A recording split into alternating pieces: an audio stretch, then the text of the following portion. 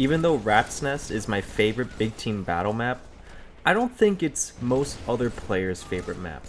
Other maps like Valhalla, Sand Trap, Avalanche, or Last Resort are always in those conversations of the best big team battle map.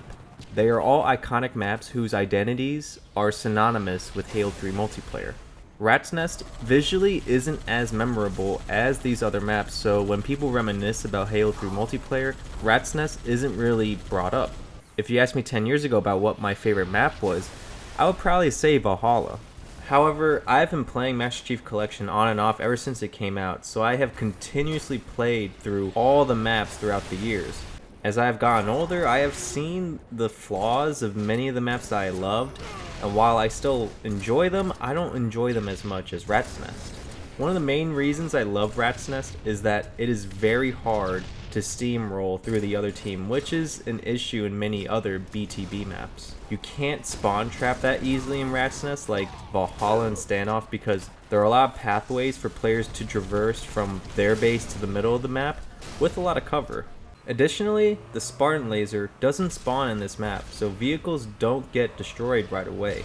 There are trip mines and the rocket launcher to counter the warthogs, but most people throw the trip mine out in the open, so they're easy to notice. The rocket launcher is powerful, but it can't snipe and destroy vehicles from long range like the Spartan laser. And even if one team's warthog does get destroyed, they still have another warthog available. So you and your teammates always have the opportunity to have fun driving laps around the map, picking off other players. Rat's Nest also has a great mix of vehicle and on-foot combat. The road acts as the perimeter of the map that allows players to drive around it. There are plenty of moments when you are driving through with your teammate and you crash into an enemy warthog, splatter a few enemies, or you're dodging trip mines or rocket launchers or grenades. So it can get pretty fun and chaotic. The roads aren't super wide and you do have some cover in certain parts, so even if you are walking and are caught out in the open by a warthog, it doesn't guarantee you'll die. You'll still have some chance to counter or may have time to run into the inner hallways. However, if a warthog pulls up to you at your spawn, you'll probably be fine.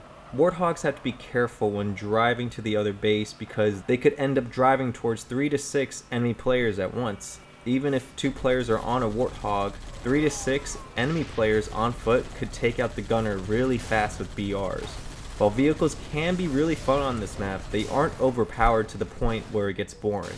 If you do want to avoid vehicle combat as much as possible, you could just stay in the inner area of the map. The inner area provides a shotgun, mauler, bubble shield, and a regenerator for both teams, so you do have to be a little careful about getting close to other players without knowing what their weapon is.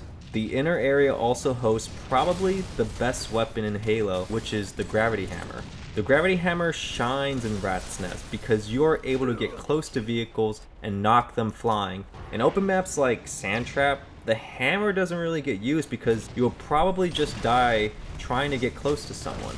Unfortunately, I sometimes play a game where I see how many vehicles I can knock off the cliff with the gravity hammer.